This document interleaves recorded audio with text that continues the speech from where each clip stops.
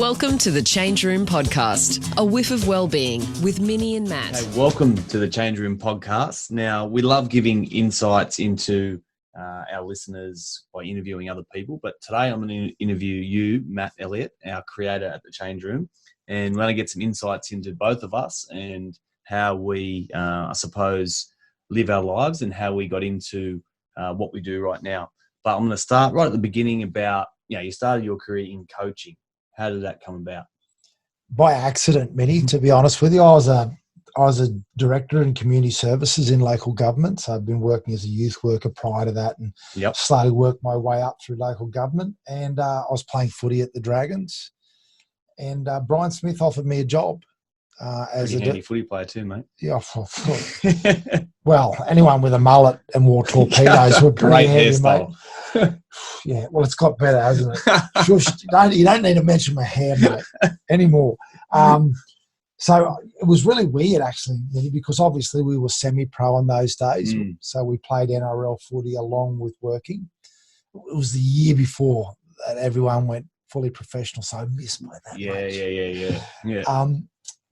But I had a role in local government as a director of community service with quite a large staff under me. And Smitty offered me an assistant coach. I coached the under-20s, under-21s they were then. Yeah, that's it. And some work in the with the first grade in the development officer job on about a quarter of the wage I was on in local government.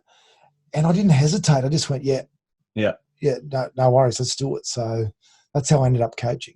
You had a natural ability to coach at that stage. Did you feel that or not? No, honestly, Minnie, the book 2 that comes out will be called The Accidental Coach, and I absolutely had no thoughts of it. Yeah. The only thoughts I had about coaching was when I finished with the NRL, and I finished at 28, and I was hoping I'd finish at about 32. Yeah. Just through my knees giving way. I thought about going a captain coaching in the country. Not really for the coaching side of it, but to get a little bit of an earn and, get out of the city for a bit. So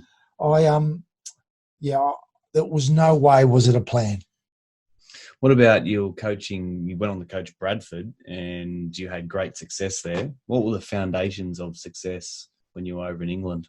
Yeah, it was a bit of a long story to that, Minnie, but I ended up there by accident as well. Yeah. Because you were at the Roosters early on, but there was a time when the Roosters and St. George were considering merging. Yeah. And Phil Gould was the head coach of the Roosters and Brian Smith was the head coach of the Dragons at the time. And they were kind of looking at each other over Botany Bay, I think, staring each other down. So, but Smithy ended up taking a job at Bradford and that was in 95. And he said, do you want to be my assistant over there? And while I had a job confirmed at the Dragons, I said, again, without thinking, yes, father of 3 at that time, 3 daughters. I said, yeah, let's do it. So I went over before Smitty. I went over halfway, and I coached Bradford in the last winter season. Because, of course, rugby league then moved to summer. That's right, switch to summer. What was that like, winter? Oh, mate, it was... There's lots of swear words before saying cold, but it was only. I'll tell you one really unique experience is that I remember the second game I coached there. The game had to be called off because the ground was frozen, and I remember them saying to me, "Oh, we can't play today. The ground's frozen." I was like, you guys need to harden up. Are you serious? Then I walked down onto the ground. Rock hard. When they say the ground was frozen, the ground was frozen. It was. That's a good idea. So the last, it was really, really interesting. It was a really interesting time. And then Smithy came over and coached in the first summer season in 96, and then he went back. He went back, got the job at Parramatta, and I was lucky enough to coach Bradford in the following season. Yeah, I remember playing a World Club Challenge over there in February, I think it was, and that area under the goalpost was frozen. And I remember Freddie Fittler splitting his head open after getting tackled and just smeared his face on it and sliced it straight open. Winter season, freezing. Yeah. So you come back to Canberra and did 5 years there, but you have 4 daughters. What was that like with the family move? It was really interesting, Minnie, even just reflecting back on the Bradford time a little bit of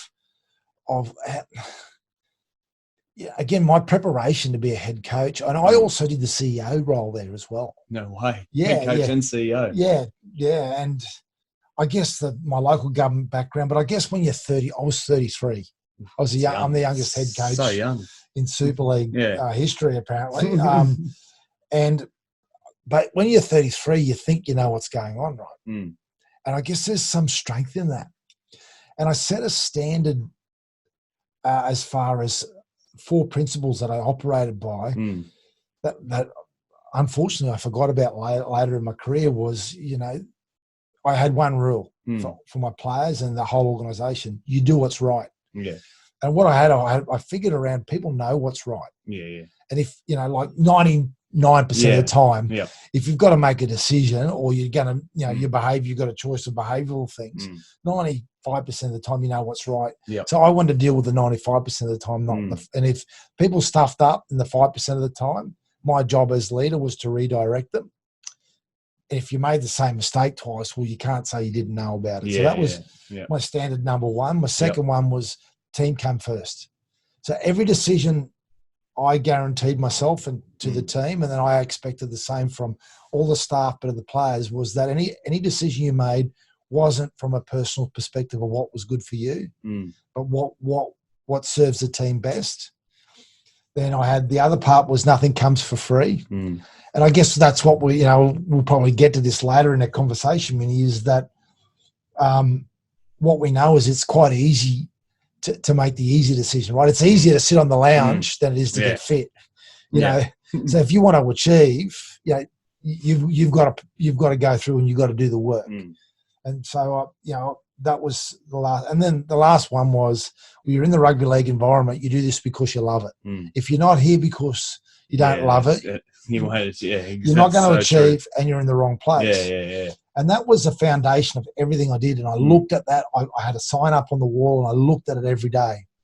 I kind of forgot about that. And I guess I was so lucky. We didn't have the most talented roster when I was at Bradford, but I was so lucky that I had people that bought into it and players that bought into it. A lot of players went on to be coaches out of that team, which was really interesting.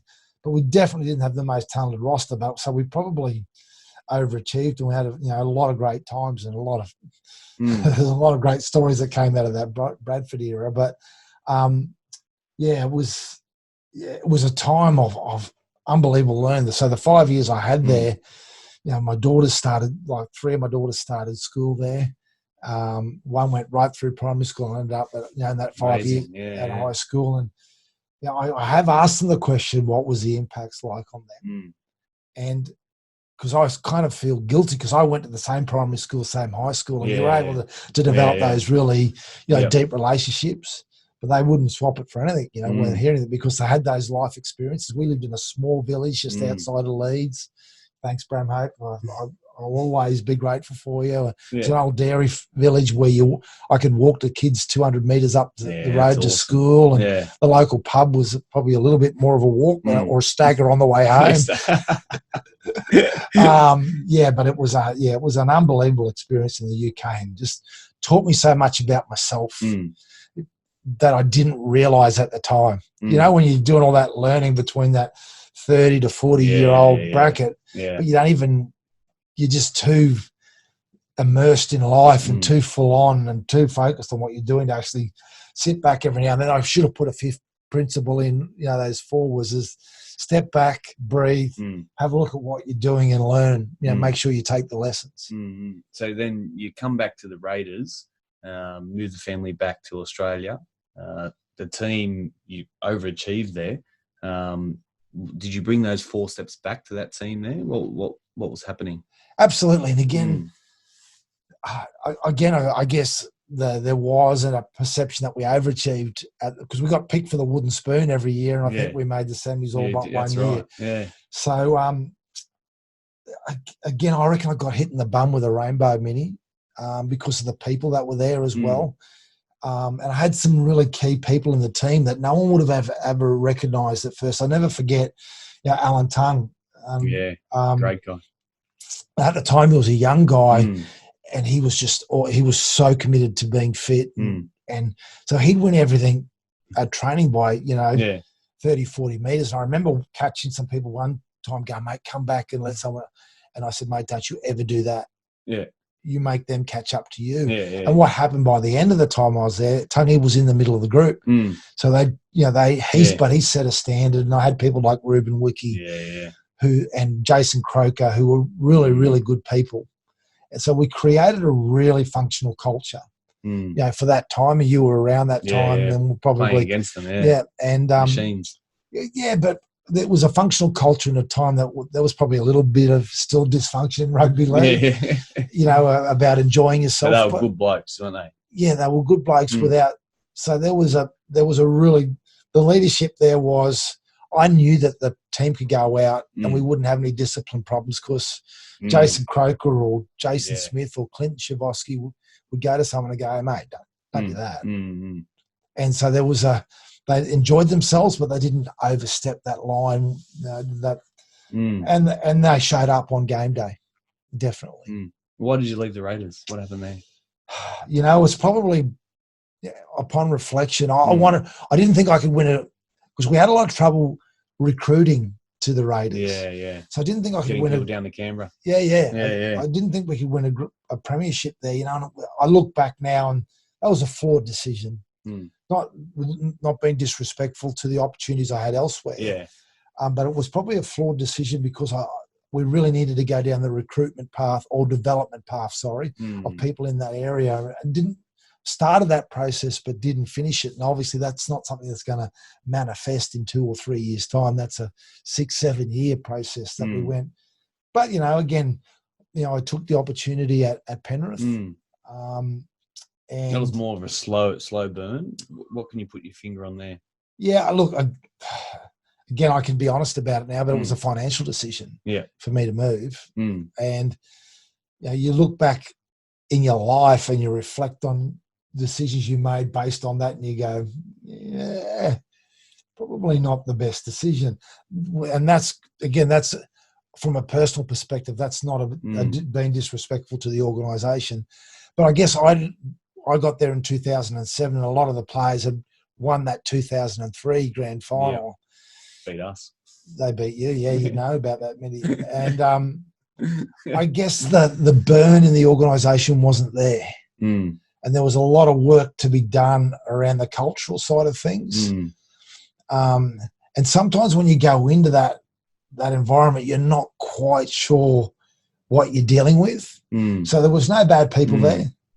There just wasn't the fire in them that they obviously had in them when they'd won that premiership. Hard, And you don't know whether there was a few key individuals that were no longer there that were fundamental in lighting that fire under people. But we had to. I knew once I was very early in my tenure there. I went to the board and I said to them, "Well, this is going to take a while because when you're moving out people that have won grand finals for organisations, it's not going to go down well, and that's going to impact the team and that sort of stuff." So there was a lot of work to be done there. Through that period, you sort of developed a reputation of being a bit of an alternate coach. What was going on there? Yeah, and again, it's funny. Stuff that we often talk about and we use in our program that we do together. Things like meditation, for example. I brought into the team environment to How make was that received at that time? Well, by the players, it was received really well. By the people in the organisation just outside the playing group, they thought, who is this weird dude? and I need to explain this because I only did this because I read a book by Phil Jackson, who's the most winning coach in the National Basketball League in the US. And I read this in the 90s, and he did a lot of stuff around meditation. So then I started doing research on it. And meditation and visualization. And there was all this science, and particularly Winter Olympians, used, downhill skiers, they used visualization to see what they were doing in it. And that all the science was showing how it activated the brain, but also decreased stress, increased accuracy. And I went, oh, well, okay, well, and I started to get exposed to it around this time. So I started doing all this reading as I do around it. So I went, okay, now's the time to start introducing it. I found a practice that the surfers, I was working in the surf industry as a consultant, these surfers were using. It was a 5-minute process. So the players, they still contacted me about it. The players loved it.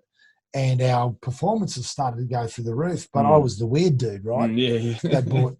And once you get classified the weird dude, it's pretty hard to shake it off. Because you're the weird dude. So, in retrospect, I probably would have been a little bit not secretive about it, because everyone's doing it right now. 100%. There's no teams in the NRL that don't have some sort of mindfulness or meditation or as part of recovery. Ahead of your time, mate. Well, maybe so. But I don't think so. It wasn't ahead of Phil Jackson. So this stuff had been around, and I've been exposed to it for a while, and I understood, one, the performance outcomes. Then I started to learn about the individual outcomes of it. And also there was other benefits that all of a sudden you didn't even expect to be getting from it that started coming your way. And I was in a little bit of personal turmoil at this stage because I had a relationship breakdown during this as well. So, and it was something that brought equilibrium to us. So, it was an interesting thing, and it's an interesting thing to be called like weird, right? I've been called weird too. It's all right. Well, you either fight it, and get in denial about it, or go, oh, okay, if you think that's weird, that's fine. But I don't think I ever really was able to separate myself from that reputation, which kind of I look back in reflection and go, what's so weird about sitting with your eyes closed for 5 minutes? Can someone explain that to me, please? I'm sitting here with my eyes closed, not thinking for 5. Like, is that weirder than jumping in an ice bath? True. Fair comment. Anyway, but someone has made that weird, right? Yeah. And so that was an interesting thing to go through personally. I did battle with it, to have that. And I guess I was kind of a little eclectic as well in press conferences and all that sort of stuff. That, I remember, like, my time at the Raiders, I started to get the shits with the press, and I felt like saying, like, if you're going to ask that dumb question, come and sit beside me like we are now, so people can see who's asking me this question. Because you got resistance. So I just then went, I had to work out that, okay, this is the way these people feed their kids. So they get paid to do this. So stop being an idiot, Matt. And then engage. And my way of engaging was to be, well, I may as well have a bit of fun with it. And be slightly eclectic. And can I tell a story about that? Go on. Tell me a story. I've ever told this. You remember those fart machines where you could press the button? And So have you done with one? So maybe this is a touch weird. Maybe I need to admit it. So before one game, I went into the press conference room at the Panthers. This is before the game, and I stuck a fart machine under one of the the journalist's chair for after the game. And I went in there. Fortunately, we'd won, and my partner at the time, she knew that I'd got it. And I took the fart button in there. So I sat down, and just before the first person asked the question, I pressed the fart button. And you can see everyone. That is hilarious. Everyone in the conference room asking, and I sort of went, okay. And then, like, I did it about 4 or 5 times during, like, the press conferences normally last 10, 15 minutes. By the end of it, did you let them know that? No, no.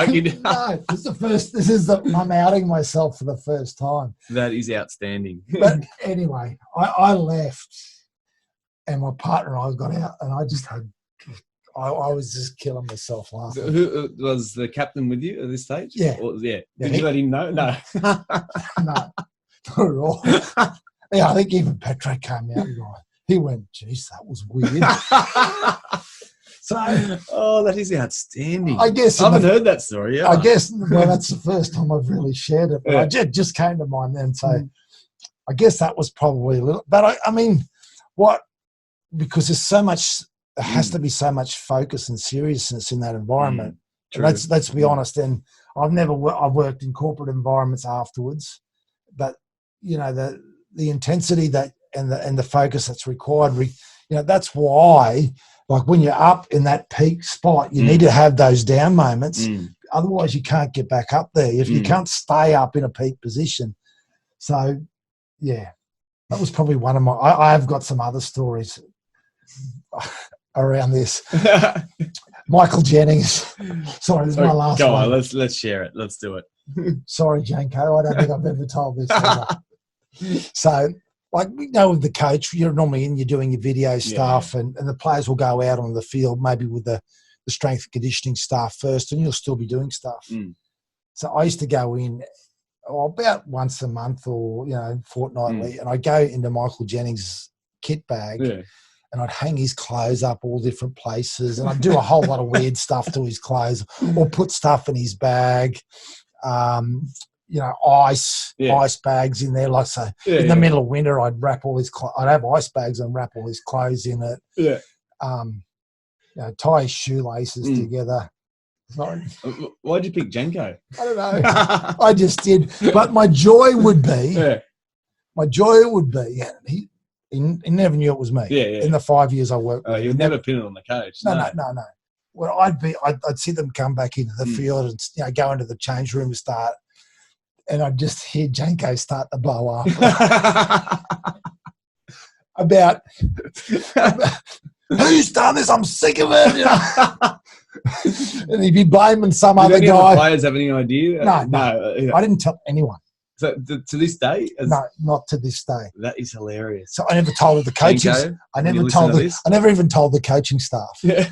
Okay. I'd just sneak in there, and but it was my pleasure.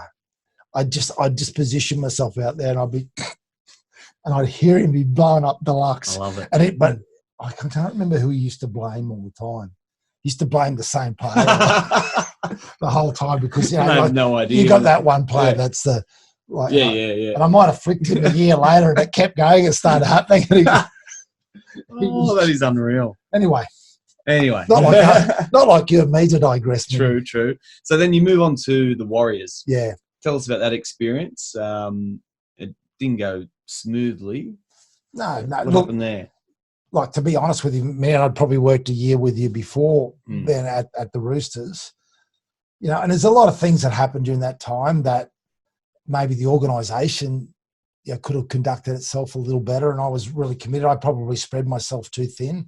But the reality of it, Minnie, is those 4 principles I told you about, but I moved away from those 4 principles. I was a lot smarter as far as the knowledge that I understood, but I wasn't being smart. So there's one thing, is that I was spreading myself too thin. And if you ask me what's the most important thing in leadership, it's about the person and the people, not the processes and the structures and all that sort of stuff. And I got there's 2 reasons. I got a little immersed in trying to be cutting edge, getting those processes, because I knew the team to get to the next level. We couldn't do what all the other teams were going, because we didn't have a roster that was good as the other team. So we had to do things that were a little, maybe more advanced.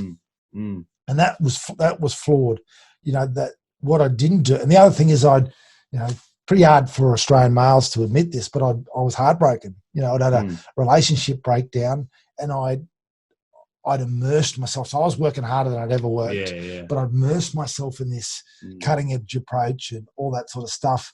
And that's nowhere near as important as developing relationships with players. And I was doing stuff like this, where we'd come to Australia and I wouldn't fly back with the team. I'd spend a little bit more time with my daughters and come back. No, they noticed it. No, you can't do that. You cannot do that. You dilute your relationship with anyone, in that professional environment. You know that. You've experienced a coach that may have done that. So, and what that feeds, when you're not leading like you should at the level you should, it feeds disloyalty. It feeds gossip amongst the players. You've done it, right? I've done it as a player where you've had a coach that, is not a great leader or isn't using the processes that you need to use. And that feeds disloyalty, that feeds dysfunction. And at the time I came out of it and went, oh my God, I was hard done by and this wasn't right. But I look back now and I reflect on it and went, mate, that's not because of your physical input. It's not because of how smart you were. It's because you didn't prioritize people. And in a team environment, the most important people are your team, not the organisation, not the fans, not the structures of play, not the systems around feeding into that team. It's the people in that team. And I mean, I wish I only had. I wish I got to learn that lesson again. But you get the reputation of being weird, and then weird and detached. Getting that opportunity again, becomes very tough. Well, you probably answered my next question. Was in the area of leadership. What were your learnings up until this point? That you just mentioned one really important one. You know what I think the thing that, and pushing humility aside, the thing that I've been able to take out of this and move forward with is I know what successful leadership looks like, and I know what it doesn't look like.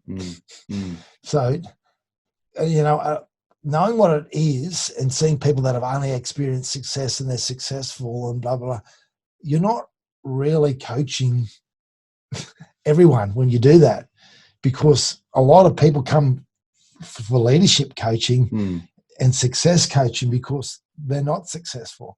And if you don't understand what not being failure is, if you don't understand what bad leadership is, it's it's like I see it so many great players that then move to coaching aren't really that good coaches, because they don't get why. Just look up the guys there and get to his inside shoulder and carry the ball, and it's for us poor mortals.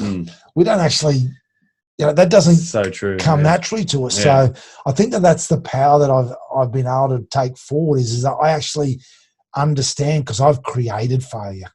I've created success, but I've created failure, and I know. And again, if as a leader, if you want to put the responsibility on that onto it was the organisation and it was the players weren't good enough, and I was doing, you don't take responsibility for your own dysfunction, you're never ever going to experience success again. No, I love it. That's great insight. Then you go on to move into coaching executives, CEOs, leadership conferences. What was that like? Really interesting. Again, another confession coming here. Wow, this is like a counselling session. I feel like I should whisper this bit to start off with. Come on. There's a swear word that should go. I had no idea what I was doing. All right, but I needed work. I'm really fond of eating, and live in places. And I was so lucky I had people support me, and not obviously from coaching, but I had to move on. I tried to get back into rugby league, and I thought that's what would happen, but those doors were closed for me. And, I stared at that closed door for a long time. But in the interim of peeking out of the corner of my eye at that closed door, I started doing this coaching for executives, and I got some opportunities. And I got to say, probably the first 2 years I did it, as far as coaching executives, it was really interesting. I learned more from them than they ever learned from me. And again, I started to see, we stereotype ourselves as football players and people from footy backgrounds, whether you're a head coach, because we're stereotyped by the community. And what I learned was, and this is what this is part of where we've taken things, and I'm sure you'll get to that in a tick. But what I learnt was, oh my God, rugby league's cutting edge. We have to use leading edge science, otherwise you lose. You have to use cutting edge approach, otherwise you don't perform. We don't do quarterly reviews. That's there. We do daily reviews. We analyse what you did, what the team did, what the left side did, what the right side did, what the middle did, twice a day. We're forever analysing and understanding how to get better. When you go into these organisations, they're multi-million-dollar organisations, and you walk in, and they all of a sudden make all that complex. They all of a sudden are doing quarterly reviews, and then, like, if you're going 3 months to work out that you've got a problem, well, that problem's now entrenched. So it's going to take you at least 3 months to get rid of it. So I started to walk in there and I go, I actually know my shit. I thought I was absolutely making it up at first. And so I started to go, you know what? I actually understand this better than them. These guys are on millions of dollars a year. They're running, billion-dollar industries and organisations, and they are all over the shop. So that was the first thing I noticed. And guess what happened? By the end of it, so I had all these leadership, building leadership strategies, how to build constructive culture. I had my 4 principles, came back and I built stuff out of that and built modules out of that. But I got to say 95% of the time, they wanted the woo-woo stuff without even me. I never offered it. I'd sort of moved back from that. When you know what, if people want that stuff, they'll ask for it. But, I'm not going to put myself out there as someone who's, who pushes, the understanding of the quantum realm and the understanding of, of your emotional side of things and, or what your belief system is.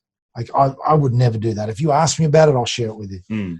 But it just blew me away. I'd get to the second session. So sessions were normally like this. They were 90-minute sessions. About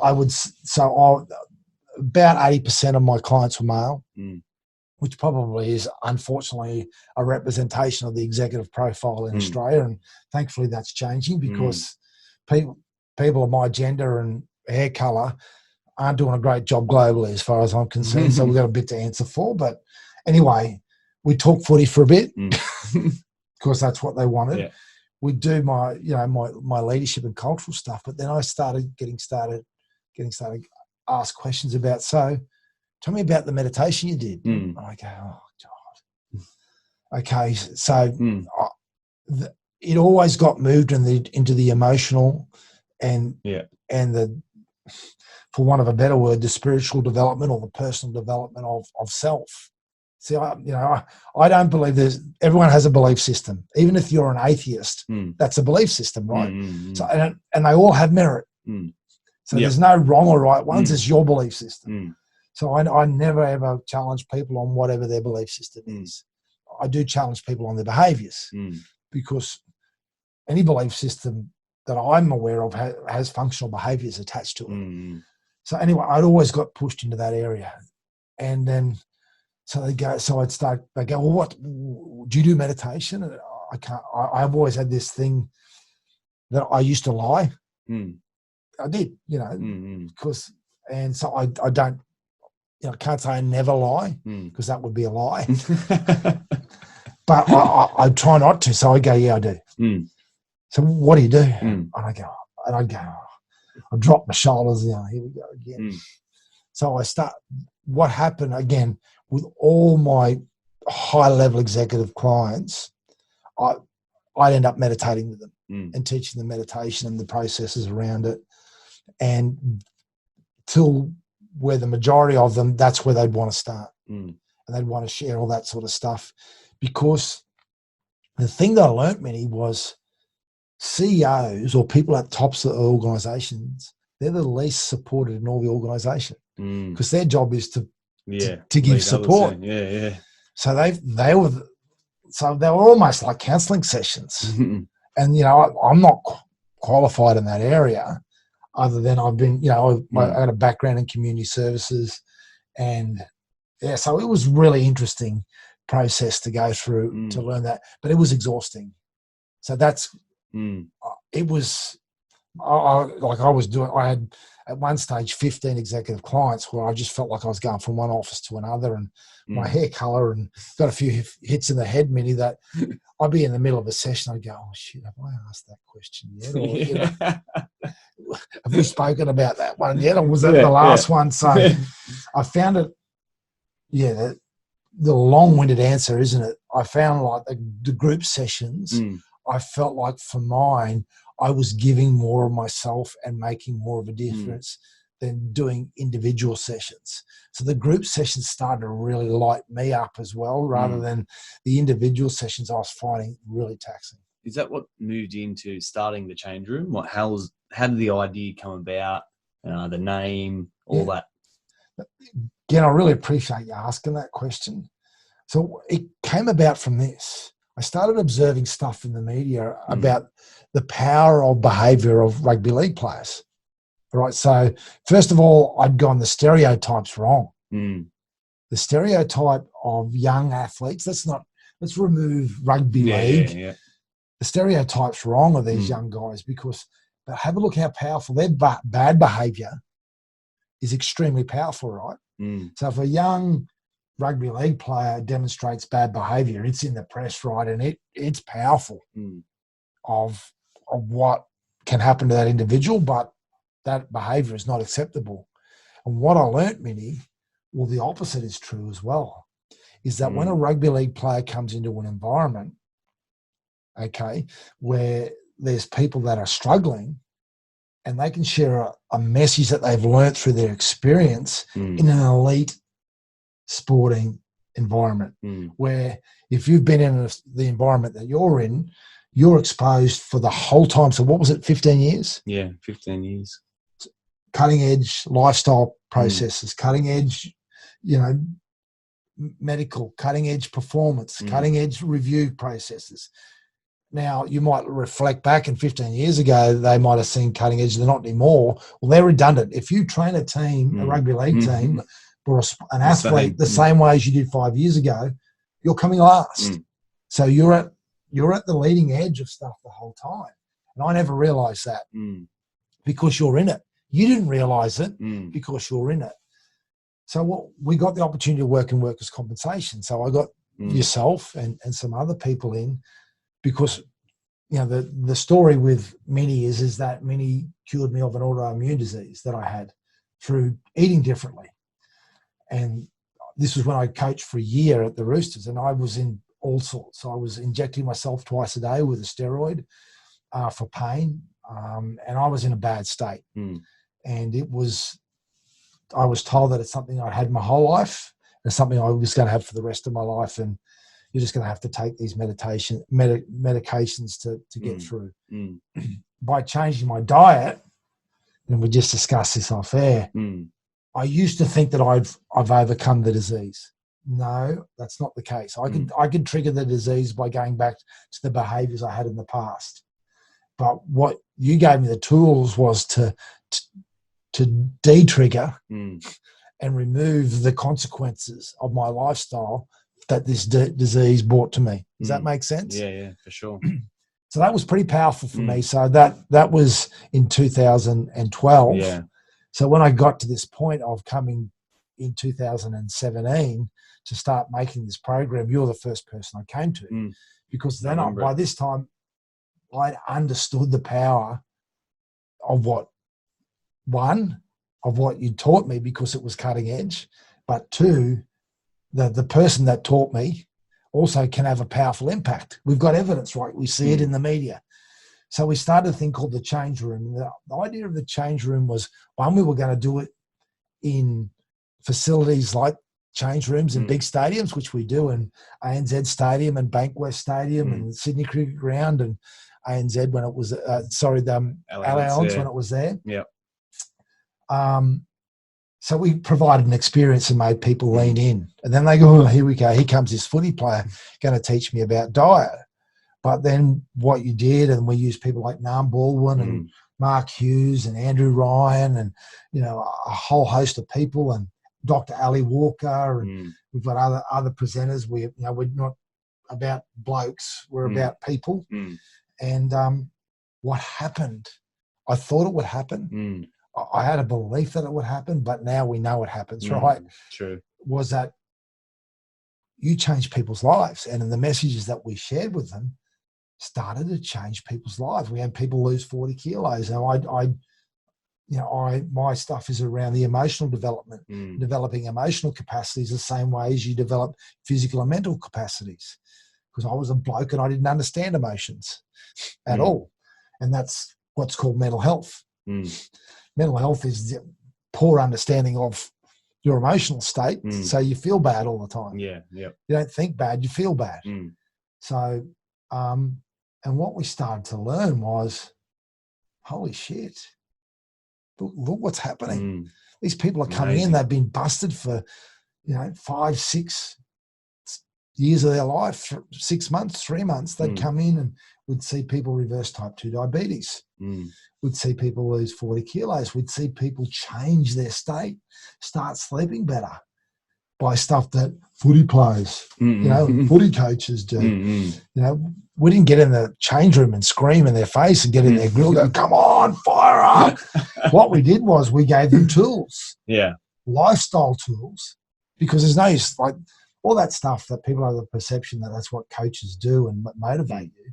Motivation lasts this long. As soon as you get fatigued, that's out the window. Yeah, exactly. So there's a place for it to shift you. Yeah. But having tools that can change your life, that you can do every day, that this guy gave me or this person shared with you, and you give it a crack and all of a sudden you go, I feel better, I look better, I am better. I'm ready to go back into functional life. I mean, that, again, a long answer as usual, Minnie, but they were the things that really inspired me. So not motivation being an external force, but inspired me, internal force, to go, you know what? We can change a lot of people's lives. We can not only help people recover, we can stop people getting busted. You know why? Because I was in that rugby league environment for 30 years. You've been in that environment for a long time. We spent a long time in that environment teaching people. Now, there was times where I'm sure I taught them the wrong thing, but teaching people how to be their very best. Now, that'll always evolve, but that's the fun part. That's the fun part of it. Mate, I love it. And I love how you share what you speak about in emotional capacities. It's really opened my eyes up as well through the Change Room program, and really now as well as put myself into the mental and emotional side, not just the physical. So doing stuff around that is something I'm really keen on and moving forward. What are some of the proudest achievements that you've had so far? We've had many in the Change Room, but the way you present in your program or the teachings that you teach, what are some of the achievements that you're proud of? I'll say this first. Okay, so we started off as a group, right? We had a group of us and we went, right, we're going to give this a crack. And the concept around it, we built it. I thought we'll do it in the Change Room. We'll call it the Change Room because it's metaphoric. And, as I always use the story of Angus Young, not Bon Scott. He doesn't walk down the street doing that, right? Performers and rugby league players don't go through Woolworths tackling people into they go into the change room, they transform and come out and they do it on the field, or they go on the stage and they do something different. So we wanted to transform people's lives. That was the whole motive behind it. Then obviously we've already discussed about the power of what I believed the people that we get in doing it would be like. So the first thing that's made me proudest is that, one, the program works. But mate, to be honest with you, if I had a recording of the first session that you did presenting, that was awful. And myself but the role I feel I've played in what you can do for other people and what the other mentors that we've got can do, that's the first thing I'm proudest of. But again, man, I honestly never have a moment where I don't reflect on the people that have come. It's hard not to get a little bit emotional. Like we talk about people losing 40 kilos and reversing type 2 diabetes. If I had $1 for every, like people that have come back to me and said, look, I was leaving. I wasn't hanging around. And it kind of makes me feel a little bit about life. Yeah, life. Yeah. I just want to thank you because, the story of that, that I love the good ones, the strong one is, and this is similar to so many of the wife that was on the phone to you going, what have you done to my husband? Love that story. Yeah. And he's cooking with my kids in the kitchen. I've never seen this. This is a lady that's been with this man for such a long time. That is a metaphor for the feedback that we've got so often. And I just kind of get so passionate around, please understand that people like this aren't footy players. They have a lot of learning and sharing that they can provide. And I've got evidence of it. And, when we've got a lot of female presenters now that dovetail into that power, and then they see the respect that comes back from people like yourself, and it just really builds the recovery and the prevention of injury that we've been able to come up with the organisation, more than I ever thought. I'll be honest with you. The results are, I thought we'd get good results. What we actually do get and what I know we're capable of, they're miles apart. Well, the change did start in the insurance space, but now moving into corporate and doing really good things. But you've worked with corporate a little bit longer, as you just alluded to. What are some of the outcomes in the corporate space that you've seen now with the CEOs and executives and all that type? It's such a funny one, Minnie, because I go back to the same stories. Is that I honestly didn't know how I could help an organisation become more productive. But it's like you, mate. You change someone's diet and they have more energy. Because they've got more energy, they feel more mentally clear. They feel, then all of a sudden they're more emotionally stable. That they don't walk into work with the shits or feeling frustrated. So they build into this cycle, right? And then all of a sudden, because the leader's doing that, if you've got a leader like that, well, that impacts everyone, right? You've got two choices. You either join in or you remove yourself from that environment. You go, oh my God, what are we going? But by just so that real simple break-in point that we'll use diet or exercise as an example. We've got 8 break-in points that we use. Well, that impacts everyone. So the stuff that I've been doing is I'll use a mining company as an example where I've been there doing really stuff. Nothing about. Do you think I go in there and teach them this is how you cut coal? Yeah. and these are the things that you need to do. No. Yeah. But again, explaining what functional leadership is and about these things that you got to put your mask on your face. We hear that a lot. Own face first. By you being healthy, by you prioritizing people. Remember, coming back to the people thing, you're prioritizing the people that work for you. You'll get responses. They're breaking records. They're cutting more coal than they ever have. And they keep coming back to me going, I can't believe what you've done. I'm going, nor can I. But there's one example. It works. That's one example of, again, I've done it in law firms. I've done it in, architecture and engineering firms where all of a sudden the environment's turned around.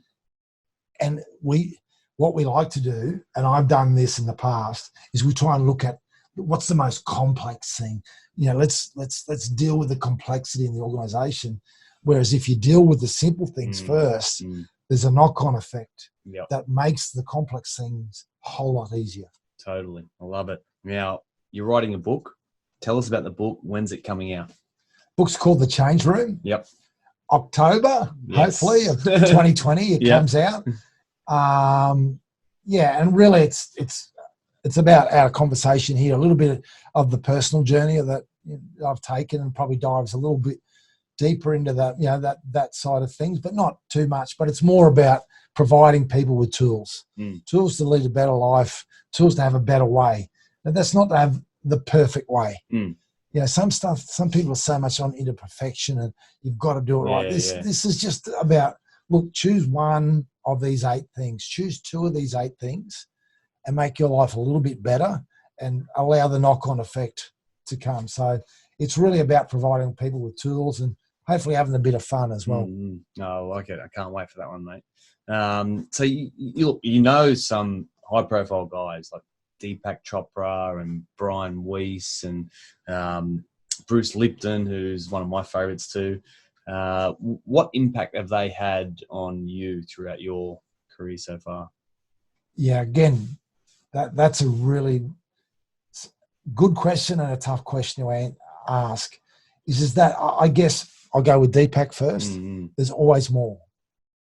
And sometimes we get caught up in what we want. We're chasing stuff, and when's it going to happen?